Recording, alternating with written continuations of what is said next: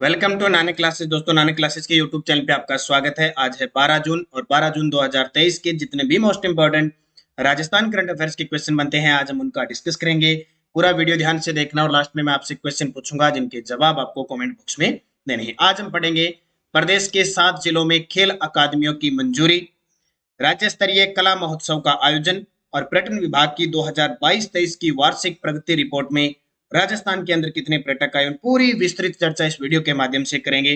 Daily 8 बजे Sunday के दिन आपको वीकली क्लास मिलती है, जैसे कल मिली, और आज वो वीकली क्लास का टेस्ट आपको नानक क्लासेज ऐप में, जिसने जनवरी से दिसंबर 2023 की टेस्ट सीरीज ले रखी है, उसमें अपलोड हो जाएगी। और मंथली क्लास मिल रही है, 3 मंथ की इंपॉर्टेंट चीजें आपको मिल रही है। तो स्टार्ट करें आज की क्लास। उससे पहले कल के क्वेश्चनों को एक बार रिवाइज करते हैं। शनिवार के दिन हमने पढ़ा राजस्थान से एकमात्र एनसीसी कैडेट जिनका चयन कजाकिस्तान में होने वाले यूथ एक्सचेंज प्रोग्राम के लिए हुआ, वेन्या गंगवानी। सुनहरी कोठी और हाथीबाटा को पर्यटन स्थल के रूप में विकसित करने की घोषणा राज्य पर्यटन विभाग ने की है, किस जिले में है, टोंक में। और राजस्थान बधिर क्रीड़ा परिषद के अध्यक्ष चुने गए हैं सूरज कुमार। और दक्षिणी कोरिया में आयोजित shooting para sports world cup की किस स्पर्धा में भरतपुर के रुद्राक्ष खंडेलवाल ने कांस्य पदक जीता है, 50 मीटर। और राजस्थान में इलेक्ट्रिक व्हीकल्स की बिक्री में वर्ष 2022 की तुलना में 23 में कितनी वृद्धि हुई है, 41.14%। 10 से 12 जून 2023 को 3 दिवसीय मैंगो फेस्टिवल का आयोजन कहाँ किया जा रहा है, तो बांसवाड़ा के अंदर, ये बाकी नहीं है, बांसवाड़ा के अंदर आयोजित किया जा रहा है। और modern practices of plant pathology पुस्तक के लेखक है प्रोफेसर पीसी द्विवेदी।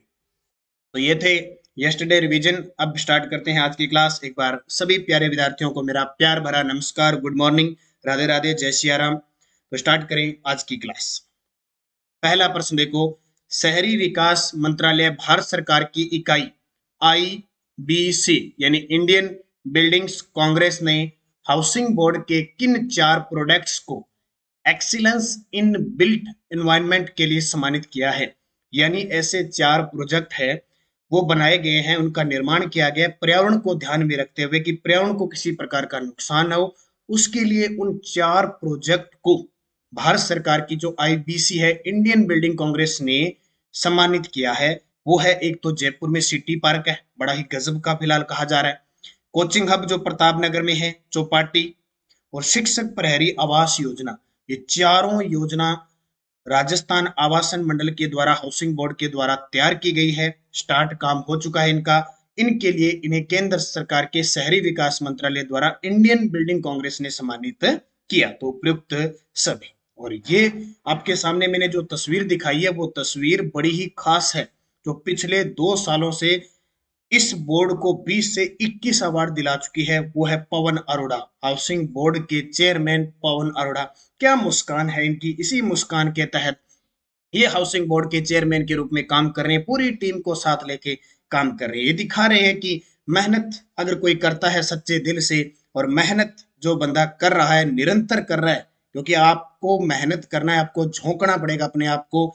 अगर आप मेहनत करते हो तो सफलता मिलती है, और ये हाउसिंग बोर्ड के चेयरमैन पवन अरोड़ा जी ने दिखा दिया। तो आप भी मेहनत कीजिए, अपनी जिंदगी के 6 महीने अपने आप को दे दीजिए, सब कुछ छोड़ के, सब कुछ चीजें छोड़ के 6 महीने खुद को दीजिए। ऐसे हो जाइए कि किसी को पता नहीं वो बंदा है कहाँ पे, आपका सिलेक्शन क्यों नहीं होता है, आपकी मंजिल क्यों नहीं मिलती है, लेकिन समर्पण करना पड़ेगा। शहरी विकास मंत्रालय भारत सरकार की इकाई आईबीसी इंडियन बिल्डिंग कांग्रेस ने हाउसिंग बोर्ड के 4 प्रोडक्ट्स को एक्सीलेंस इन बिल्ड एनवायरनमेंट के लिए सम्मानित किया है। कौन कौन सी याद रखना, city park, coaching hub, Chowpatty और शिक्षक प्रहरी आवास योजना। अब देखो, कोचिंग हब प्रताप नगर में बना, ये प्रश्न आएगा पेपर में कि जो कोचिंग हब है वो जयपुर में कहां बन रहा है, प्रताप नगर में बना कोचिंग हब देश का पहला ऐसा संस्थान है जहां अत्याधुनिक सुविधाओं से युक्त भवन में निजी कोचिंगें एक साथ संचालित होने को है। शिक्षक प्रहरी आवास योजना क्या है, प्रदेश में शिक्षक और कांस्टेबल के लिए पहली बार बनी आवास परियोजना, जहां रहन वासियों जो रह रहे हैं उनको स्विमिंग पूल, स्पोर्ट्स वगैरह, कम्युनिटी एरिया, लैंडस्केपिंग और अन्य सुविधाएं उपलब्ध करवाई गई है। तो शिक्षक प्रहरी Awas Yojana, coaching hub, city park और चौपाटी, इन 4 प्रोजेक्ट्स के लिए केंद्र सरकार के शहरी मंत्रालय द्वारा सम्मानित किया गया। तो ये बहुत बड़ी बात है। अब देखिए बूस्टर डोज, डोज क्या कहती है? डोज ये कहती है कि राज्य आवासन मंडल है, उसकी स्थापना फरवरी 1970 को हुई थी, यानी 24 फरवरी 1970 को हुई थी, और 2023 में इसका 54वां स्थापना दिवस मनाया गया। मुख्यालय इसका जयपुर में है। वर्तमान चेयरमैन इसके पवन अरोड़ा जी हैं। राजस्थान हाउसिंग बोर्ड देश की सबसे बड़ी रेरा रजिस्टर्ड संस्था बन गई। अभी हाल ही में 100वीं रजिस्टर्ड हुई है जो संस्था है। 4 वर्षों में बोर्ड को कुल 21 अवार्ड मिल चुके हैं, यानी पिछले 4 वर्षों में, जिसमें मकान विक्रय में वर्ल्ड बुक ऑफ रिकॉर्ड्स बन चुका है। स्कोच अवार्ड 2021 का और 22 का भी मिला है। अवार्ड्स अवार्ड ऑफ एक्सीलेंसी मिला है। National real estate development council द्वारा सम्मान मिला है। नेशनल हाउसिंग अवार्ड मिल चुका है।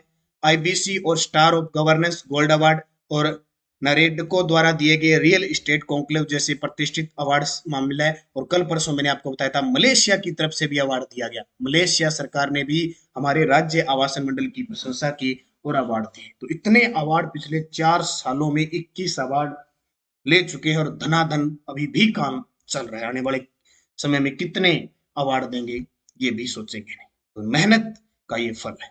दूसरा प्रश्न, दिल्ली में आयोजित 11वीं भारतीय ओपन चैंपियनशिप में जयपुर की अनुया प्रसाद ने किस खेल में स्वर्ण पदक जीता? ये आपके सामने छोटी सी बच्ची 11वीं भारतीय ओपन चैंपियनशिप में किस जिले की है? जयपुर की कौन? अनुया प्रसाद ने निशानेबाजी में स्वर्ण गोल्ड पे निशाना लगाया, तो जाहिर सी बात से इंपॉर्टेंट है किस पे? गोल्ड पे। तो दिल्ली में आयोजित 11वीं भारतीय ओपन चैंपियनशिप में जयपुर की अनुया प्रसाद ने 10 metre air pistol sub youth women में भाग लिया और 10 metre air pistol deaf women category में स्वर्ण पदक जीता। 16 वर्षीय अनुया ने 10 मीटर एयर पिस्टल के डेप्थ, अब डेप्थ को याद रखना, डेफ का मतलब होता है मूक, यानी न तो बोल सकते हैं न सुन सकते हैं, वो कैटेगरी के अंदर 552 स्कोर के साथ स्वर्ण पदक जीता। इसके अलावा उन्होंने जनवरी में 2023 में 25 metre sports pistol deaf women category में भी कांस्य पदक जीता था। तो ये नोट कर लेना 11वीं भारतीय ओपन, क्योंकि यहाँ से खेल खिलाड़ियों से ज्यादातर उस खिलाड़ी का नाम और उस खेल को जरूर याद रखना। अनुया प्रसाद है निशानेबाज, क्या लगाती है? निशाना। किस पे लगाया? गोल्ड पे। कितने मीटर में? 10। हाल ही में सीएम गहलोत ने प्रदेश के कितने जिलों में खेल अकादमी खोलने के लिए वित्तीय मंजूरी दी है? आपने देखा होगा, आज की न्यूज देखी होगी। आज की न्यूज में ये कहा रहा है कि जिन राज्यों के अंदर चुनाव है, वो चुनाव, जिस राज्य के अंदर चुनाव है वहां की सरकारें रेवड़ियां बांट रही है, खुलेआम सीधे दरबार खोल रखे हैं। कोई कलयुग का कर्ण बनना चाहता है, कोई राजपुताने का कर्ण बनना चाहता है। ऐसे इतने काम कर रही है कि पता नहीं कहां से बजट आएगा, कहां से पैसा आएगा। दे धनाधन दे, कुल अकादमी खोल दी, कुछ भी अब मंजूरी दे रहे हैं। चुनावी साल है, हर एक प्रकार की पता नहीं भर्तियों में ब्रेक पता नहीं क्यों लगा रखा है, सब कुछ काम हो रहा है। तो खेल अकादमी खोलने की वित्तीय मंजूरी दी है 7 जिलों के अंदर। कितने? 7। 7 जिलों में खेल अकादमियों के लिए 14.25 करोड़ रुपए की वित्तीय मंजूरी दी है। अब वो कहाँ कहाँ खुलेंगे? सीकर के कोलेडा और बांसवाड़ा में फुटबॉल अकादमी। सीकर के कोलेडा में और बांसवाड़ा में फुटबॉल अकादमी खुलेगी। बीकानेर में साइकिलिंग अकादमी खुलेगी। भीलवाड़ा में कुश्ती अकादमी खुलेगी। राजगढ़ चूरू में एथलेटिक्स अकादमी खुलेगी। बाड़मेर सीकर में बास्केटबॉल अकादमी खुलेगी। इसके अलावा डिडवाना नागौर में कबड्डी अकादमी का निर्माण किया जाएगा। प्रत्येक पर 2-2 करोड़ रुपए की लागत आएगी। स्थानीय स्तर पर भी युवाओं को खेलों में भाग लेने के ऐसे अवसर मिलेंगे। टोटल जिले कितने? 7 जिले। ठीक है, सीकर 2 नाम आ गया। सीकर के कोलिडा में फुटबॉल अकादमी और सीकर में बास्केटबॉल अकादमी। और सीकर संभाग बनेगा, ये आपको पता ही है। तो जहां संभाग स्तरीय काम हो रहा है वो भी चल रहा है। कुश्ती भीलवाड़ा में, साइकिलिंग बीकानेर में, एथलेटिक्स राजगढ़ चूरू के अंदर, डिडवाना नागौर में कबड्डी अकादमी। तो ये 7 जिलों के अंदर खुले, ध्यान रखना इसको। तो एग्जामिनर कई बार चलता चलता ये पूछ लेता है कि मुख्यमंत्री अशोक गहलोत ने प्रदेश के 7 जिलों में कितने करोड़ रुपए की वित्तीय मंजूरी दी है अकादमियां खोलने के लिए? 14.25 करोड़। पिछले साल पता नहीं कौन से एग्जाम में ऐसा क्वेश्चन आ गया कि 10 खेल अकादमी, पता नहीं 10, हाँ प्रश्न आया था कि राजस्थान सरकार ने 10 खेल स्टेडियम खोलने की घोषणा की है, उसके लिए कितने करोड़ रुपए मंजूर किए? ऐसा प्रश्न पूछ जाता है। अपने तो ये याद करने 10 जिलों के कहाँ कहाँ खुलेगी ये याद करना महाभारत हो गया। वो तो पैसे पूछ लेते हैं भाई कितना कितना खर्चा आएगा इस पे, बोलो। ये हाल है, पढ़ना पड़ेगा, मेहनत करनी पड़ेगी। चौथा प्रश्न, राजस्थान पर्यटन विभाग द्वारा जारी 2022-23 की वार्षिक प्रगति रिपोर्ट के अनुसार राजस्थान में वर्ष 2022 में कितने भारतीय पर्यटक राजस्थान पहुंचे। एक तो हम पढ़ते हैं आर्थिक समीक्षा, आर्थिक समीक्षा में देशी अपने विदेशी और घरेलू दोनों पढ़ते हैं। ये आइए अपने राजस्थान पर्यटन विभाग की, राजस्थान पर्यटन विभाग द्वारा जारी 2022-23 की वार्षिक प्रगति रिपोर्ट के अनुसार राजस्थान में वर्ष 2022 में कितने भारतीय पर्यटक राजस्थान पहुंचे। 10.83 करोड़। ये रिपोर्ट है पर्यटन विभाग राजस्थान की। कितने? 10.83 करोड़। राजस्थान पर्यटन विभाग द्वारा जारी 2022-23 की वार्षिक प्रगति रिपोर्ट के अनुसार राजस्थान में वर्ष 2022 में 10.83 करोड़ भारतीय पर्यटक राजस्थान में पहुंचे। यानी भारत के जितने भी राज्य उनसे राजस्थान में पहुंचे। सबसे ज्यादा अजमेर में पहुंचे 1.32 करोड़ और दूसरे स्थान पर सीकर आता है 1.16 करोड़। सबसे ज्यादा अजमेर, फिर सीकर, फिर सवाईमाधोपुर पर्यटकों की संख्या के मामले में शीर्ष पर है। पहले भी एक दिन मैंने बताया था कि राज्य पर्यटन विभाग की रिपोर्ट है, उसमें सबसे ज्यादा अजमेर के अंदर पर्यटक आए हैं और अभी आपके सामने पूरा आंकड़ा आ गया 10.83 करोड़ टोटल आए। उसमें से सबसे ज्यादा अजमेर में, फिर सीकर, फिर है सवाईमाधोपुर में। तो ये अच्छा प्रश्न है, याद। अगला प्रश्न देखो, बूस्टर डोज देख लो। राजस्थान आर्थिक समीक्षा 2022-23 ये रिपोर्ट भी देख लो। वर्ष 2022 नवंबर 2022 तक के दौरान 986.32 लाख यानी 983.24 लाख स्वदेशी और 3.08 लाख विदेशी पर्यटकों ने राजस्थान में भ्रमण किया। ये कौन कह रही है? ये राजस्थान आर्थिक समीक्षा 2022-23 कह रही। तो इसको भी आप याद रखना। 5 नंबर प्रश्न, हाल ही में central regional export excellent award से किसे सम्मानित किया गया? हाल ही में central regional export excellence award से किसे सम्मानित किया गया? खेमचंद खत्री को। आपके सामने है, निर्यातक खेमचंद को मिला central regional export excellent award. इनके पुत्र द्वारा यह ग्रहण किया गया है। कुछ दिन पहले मैंने बताया था कला पुरस्कार मिला था हनी पुस्ता को बीकानेर के। मोहनलाल कुमार जी ने 2012 के अंदर पद्मश्री मिला था। और देवेंद्र कुमार आर्य जो चंबल नदी के ऊपर चंबल नदी घाट साहित्य और चंबल घंटा बन रहा है ना, चंबल इतना बड़ा चंबल का घंटा बन रहा है, उस घंटे के जो शिल्पकार है वो देवेंद्र कुमार आर्य है। तो देख लो, लेदर एक्सपोर्ट प्रमोशन काउंसिल की ओर से आयोजित कार्यक्रम में जयपुर के हैंडीक्राफ्ट एक्सपोर्टर खेमचंद खत्री को central regional export excellent award से सम्मानित किया गया। राज्य सरकार की ओर से इन्हें उद्योग रत्न अवार्ड भी दिया जा चुका है। खत्री राजस्थान से एकमात्र एक्सपोर्टर है जिन्हें अवार्ड प्रदान किया गया है। खत्री को पिछले 3 साल से हाईएस्ट एक्सपोर्ट अवार्ड से नवाजा जा चुका है। तो नाम आता है जयपुर के हैंडीक्राफ्ट एक्सपोर्टर खेमचंद खत्री को central regional export excellent award से सम्मानित किया गया। इंपॉर्टेंट चीजें आपको मैं बता रहा हूं। अगला प्रश्न, राज्य स्तरीय कला महोत्सव का आयोजन कहाँ किया गया? हालांकि पिछले महीने किया गया था। राज्य स्तरीय कला महोत्सव का आयोजन कहाँ किया गया? भारतीय लोक कला मंडल उदयपुर। बड़ा ही खास है भारतीय लोक कला मंडल उदयपुर, जिसकी स्थापना 1952 को देवीलाल सांबर और कोमल कोठारी ने मिलकर की थी। ठीक है। जवाहर कला केंद्र जयपुर में है, जिसकी स्थापना 1993 को हुई थी। और पश्चिमी सांस्कृतिक कला केंद्र उदयपुर में है, जिसकी स्थापना 1986 को हुई थी। तो भारतीय लोक कला मंडल उदयपुर के द्वारा राज्य स्तरीय कला महोत्सव का आयोजन किया गया। देखिए डिटेल। राज्य स्तरीय कला महोत्सव आयोजन 22 और 24 मई 2023 को हुआ था। ये थोड़ा ओल्ड है, लेकिन उन क्वेश्चनों को जो रह चुके हैं उनको साथ लेके चलना ही चलना है। आयोजन स्थल भारतीय लोक कला मंडल उदयपुर। आयोजनकर्ता कौन है? माणिक्यलाल वर्मा आदिम जाति शोध व प्रशिक्षण संस्थान उदयपुर और भारतीय लोक कला मंडल उदयपुर। उद्देश्य, जनजाति छात्र छात्राओं को पढ़ाई के साथ साथ परंपरा, संस्कृति और लोक कौशल की रचनात्मकता में आगे लाना इसका उद्देश्य है। तो आपको याद रखना है, राज्य स्तरीय कला महोत्सव का आयोजन 22 से 24 मई 2023 को भारतीय लोक कला मंडल उदयपुर के अंदर आयोजित किया गया। अगला प्रश्न देखिए, हाल ही में राष्ट्रपति द्रौपदी मुर्मू ने किस किसान को किस कृषि मशीन नवाचार में लाइफ टाइम उपलब्धि पुरस्कार से सम्मानित किया गया? जाहिर सी बात है, अपने राजस्थान के किसी भी व्यक्ति को अगर केंद्र सरकार, केंद्र के द्वारा या हमारे राष्ट्रपति जी के द्वारा अगर सम्मान दिया जाता है तो हमें पढ़ना लाजमी हो जाता है। तो किस किसान को कृषि मशीन नवाचार में लाइफ टाइम उपलब्धि पुरस्कार से सम्मानित किया गया? किशनलाल सुथार। किसको? किशनलाल सुथार। नाम आता है बड़ा ही गजब, जयपुर के किसान और शिक्षाविद सुरेंद्र अवाना जी। बहुत अवार्ड मिल चुके हैं, गिनती में नहीं, इतने अवार्ड है। ठीक है। हाल ही में इन्हें राज्य स्तरीय पशुपालक पुरस्कार अवार्ड 2023 मिला है। हरि सिंह गुदारा को पिछले साल का राष्ट्रीय गोपाल रत्न अवार्ड मिला। और मोहनलाल कुम्हार टेराकोटा के प्रसिद्ध कलाकार हैं, 2012 में पद्मश्री मिल चुका है, मुलेला गांव में रहते हैं। ये हमने इनकी डिटेल में पढ़ी।